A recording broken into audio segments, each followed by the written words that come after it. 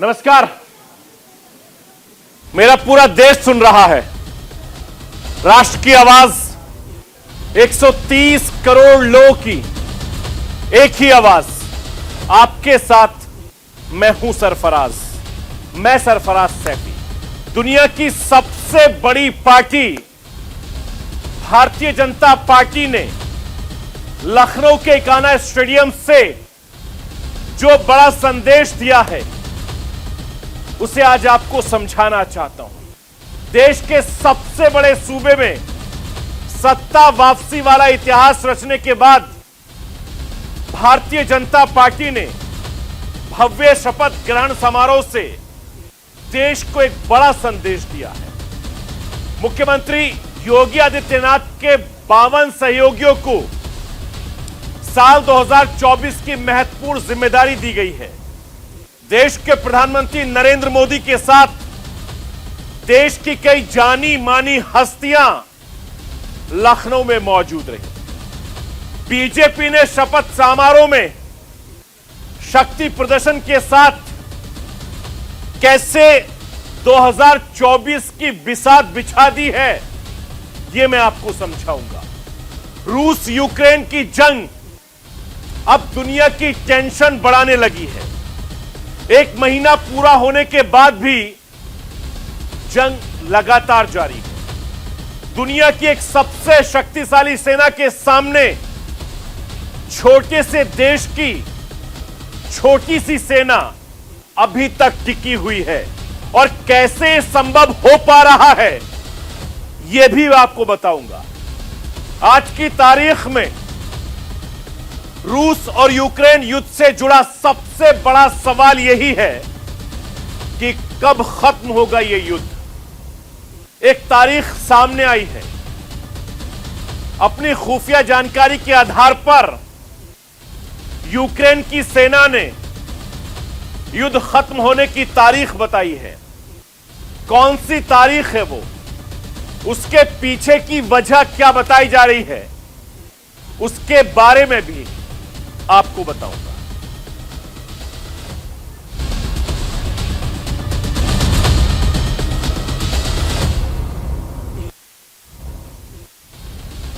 उत्तर प्रदेश में योगी शासन पार्ट 2 ने शपथ ले ली है। योगी आदित्यनाथ ने दूसरी बार सीएम पद की शपथ ली है, जिसके बाद यह इतिहास बन गया कि उत्तर प्रदेश में लगातार कोई दूसरी बार सीएम बना है।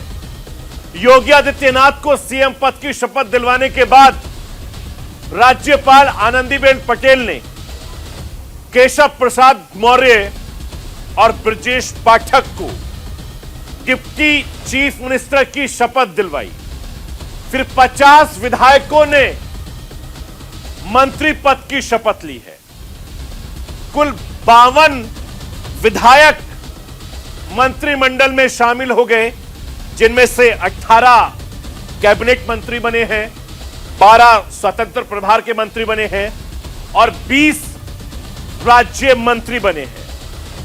पूर्व डिप्टी सीएम दिनेश शर्मा, श्रीकांत शर्मा, सतीश महाना, मोहसिन रजा जैसे कई कद्दावर नेता मंत्री,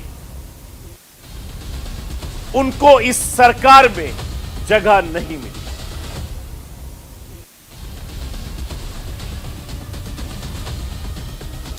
और आपको यह बताना चाहता हूं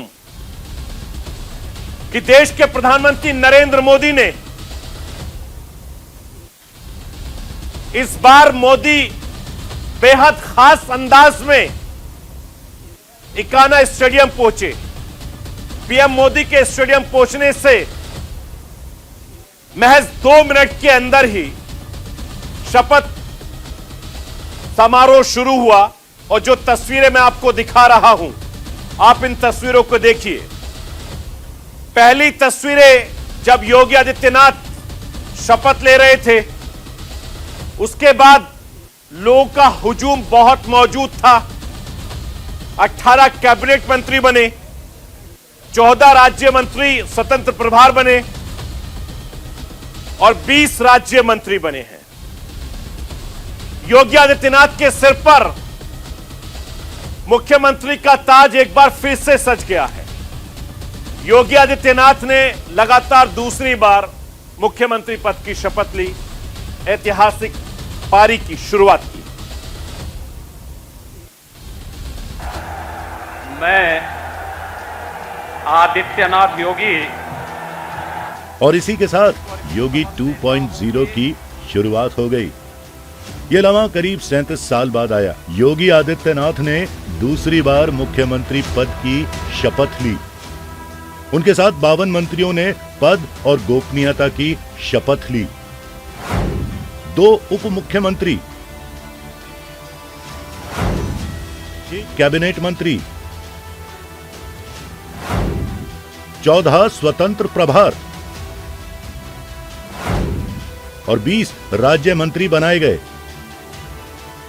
चुनाव हारने के बाद भी केशव प्रसाद मौर्य पर योगी आदित्यनाथ ने भरोसा किया और उन्हें फिर से डिप्टी सीएम बनाया, जबकि दिनेश शर्मा की जगह पर ब्रजेश पाठक उप मुख्यमंत्री बने।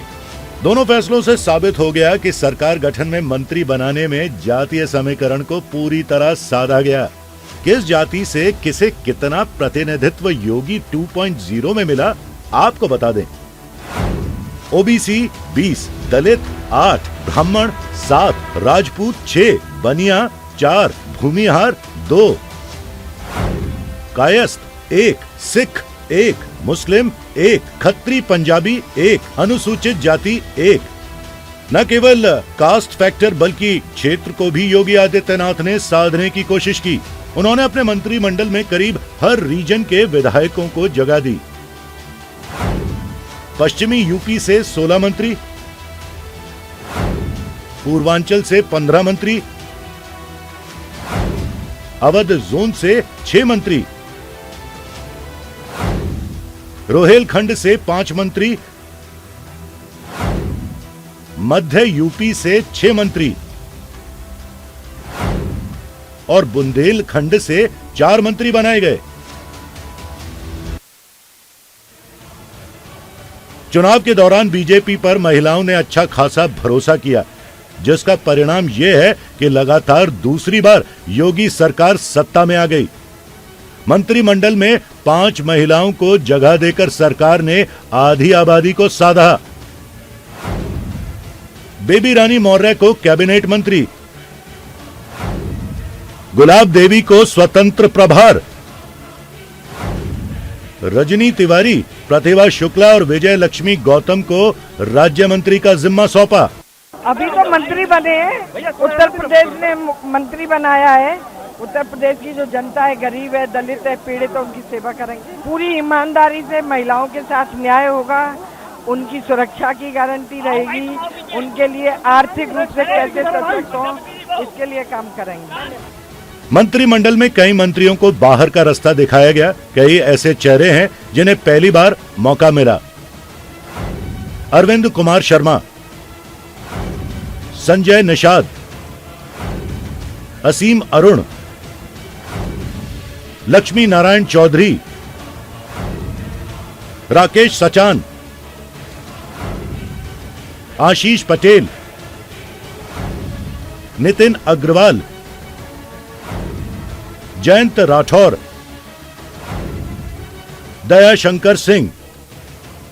मंत्रिमंडल में जगह मिलने के बाद मंत्री पूरे उत्साह में दिखे। मंत्रियों ने कहा कि जनता से किए गए वादे को पूरा करेंगे। आज का दिन तो ऐतिहासिक दिन है। 37 साल के बाद ये दिन आया है कि जब किसी सन्यासी को आगे करके उत्तर प्रदेश का चुनाव लड़ा गया और उन्हीं के नेतृत्व में फिर से सरकार बनी। आज मुख्यमंत्री जी के नेतृत्व में सभी ने शपथ ली है उत्तर प्रदेश को एक नंबर पर पहुंचाना है। वहीं शपथ समारोह में पहुंचे दिग्गजों ने कहा कि यूपी अब विकास की राह पर सरपट दौड़ेगा। मैं माननीय योगी जी को बहुत शुभकामनाएं देता हूं। जितना पिछले 5 सालों में उन्होंने तेजी से उत्तर प्रदेश के अंदर काम किया है, चाहे कानून व्यवस्था की स्थिति हो या उत्तर प्रदेश को उत्तम प्रदेश बनाना हो, उनके नेतृत्व में बहुत तेजी से उत्तर प्रदेश आगे बढ़ा है और आगे के लिए उनको बहुत शुभकामनाएं हैं। उनके नेतृत्व में और तेज गति से जो काम उन्होंने शुरू किए हैं वो तेजी से पूरे होंगे और चहुमुखी विकास उत्तर प्रदेश का होगा। योगी आदित्यनाथ के शपथ लेते ही यूपी योगीमय है। गोरखपुर में आतिशबाजियां हुई। गोरखनाथ मंदिर में योगी आदित्यनाथ समर्थक और बीजेपी थिरकते नजर आए। वहीं गोरखनाथ मंदिर के अंदर भजन कीर्तन हुआ। Bureau report, news India. और योगी आदित्यनाथ 37 साल बाद इतिहास रचकर फिर से उत्तर प्रदेश के मुख्यमंत्री बन गए। दूसरे कार्यकाल में केशव प्रसाद मौर्य से लेकर ब्रजेश पाठक और सुरेश खन्ना जैसे पुराने नेताओं की वापसी हुई है। मंत्रिमंडल में कई नए चेहरों को शामिल किया गया है। मैं आपको यह बताना चाहता हूं कि योगी आदित्यनाथ के पहले कार्यकाल में मंत्री रहे कई दिग्गज और पुराने नेताओं को झटका लगा है। योगी सरकार में करीब 2 दर्जन पुराने मंत्रियों को जगह नहीं मिल पाई। योगी वन में डिप्टी सीएम रहे दिनेश शर्मा को बड़ा झटका लगा है। श्रीकांत शर्मा, आशुतोष टंडन और पहले कार्यकाल में मुस्लिम चेहरा रहे मोहसिन रजा को इस बार मंत्रिमंडल में जगह नहीं मिली।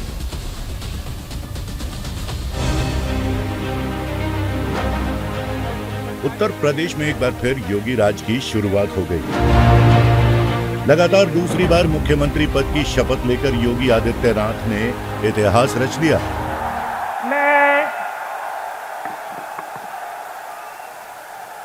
मैं आदित्यनाथ योगी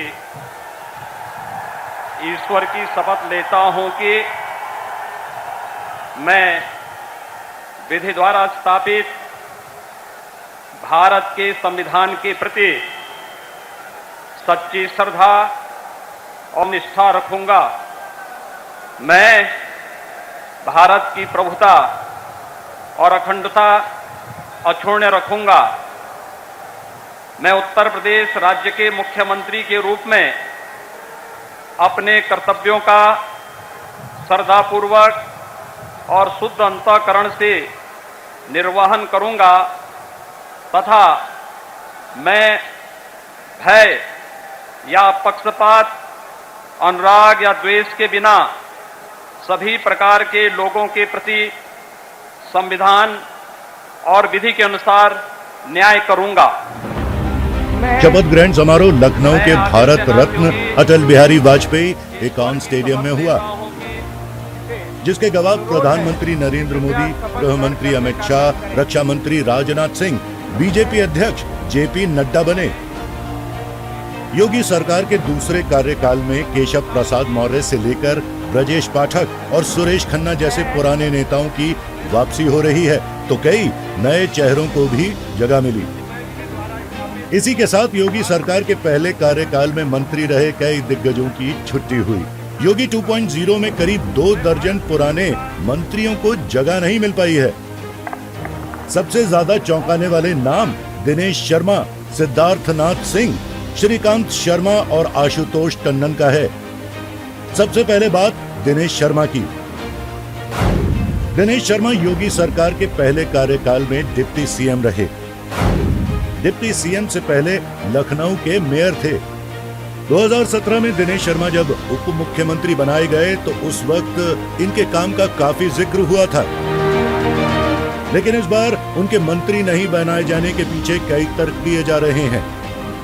अब बात श्रीकांत शर्मा की। योगी 2.0 मंत्रिमंडल में इनको भी जगह नहीं मिली। योगी 1.0 में ऊर्जा मंत्री थे श्रीकांत शर्मा। मथुरा सदर से लगातार दूसरी बार बने विधायक। बीजेपी के छात्र संगठन से यहां तक पहुंचे। योगी कैबिनेट 2.0 में आशुतोष टंडन को भी जगह नहीं मिली, हालांकि उनके मंत्री बनने की संभावनाएं काफी बताई जा रही थी। लालाजी टंडन के बेटे हैं आशुतोष टंडन। योगी 1.0 में शहरी विकास मंत्री समेत कई मंत्रालय 2022 में लगातार तीसरी बार लखनऊ पूर्व से जीते।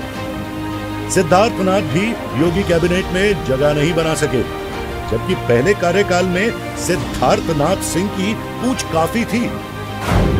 पूर्व प्रधानमंत्री लाल बहादुर शास्त्री के नाती हैं। योगी 1.0 में कपड़ा मंत्री थे। योगी आदित्यनाथ के पहले कार्यकाल में एकमात्र मुस्लिम चेहरा रहे थे मोहसिन रजा।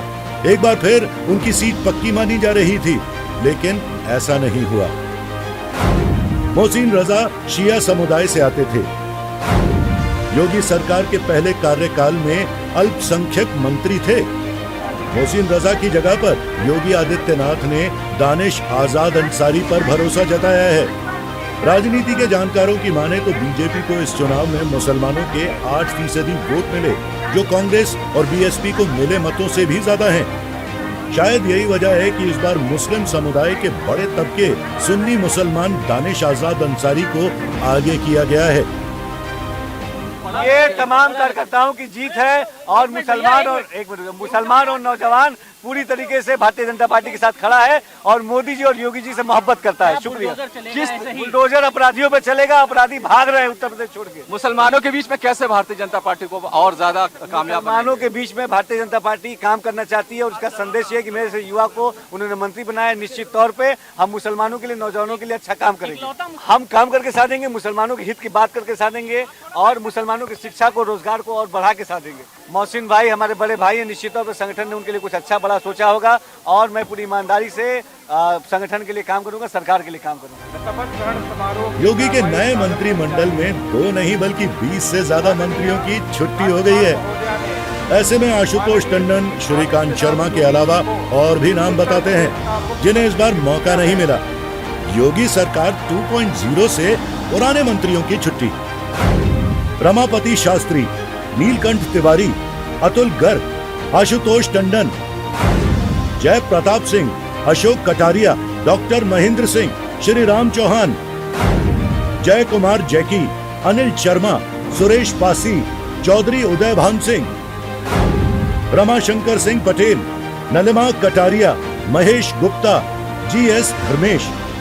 योगी राज 2.0 में कई नए चेहरे आए तो कई पुराने चेहरे चले गए। जिन्हें मौका मिला उनके चेहरे खुशी से लाल हैं, जिन्हें मौका नहीं मिला उनका मायूस होना लाजमी है। लेकिन कहा जा रहा है कि जिन विधायकों को मंत्री नहीं बनाया गया है उन्हें पार्टी संगठन में बड़ी जिम्मेदारी से नवाज सकती है।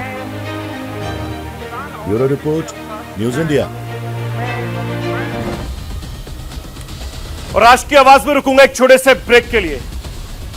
ब्रेक के बाद जब वापस आऊंगा तो आपको बताऊंगा कि 1 महीने बाद भी युद्ध थमने का नाम नहीं ले रहा है और बाकी देशों में भी अब टेंशन शुरू हो गई है। आखिर कैसे, बताऊंगा इस छोटे से ब्रेक के बाद। आप कहीं मत जाइए, बने रहिए मेरे साथ और देखते रहिए राष्ट्र की आवाज।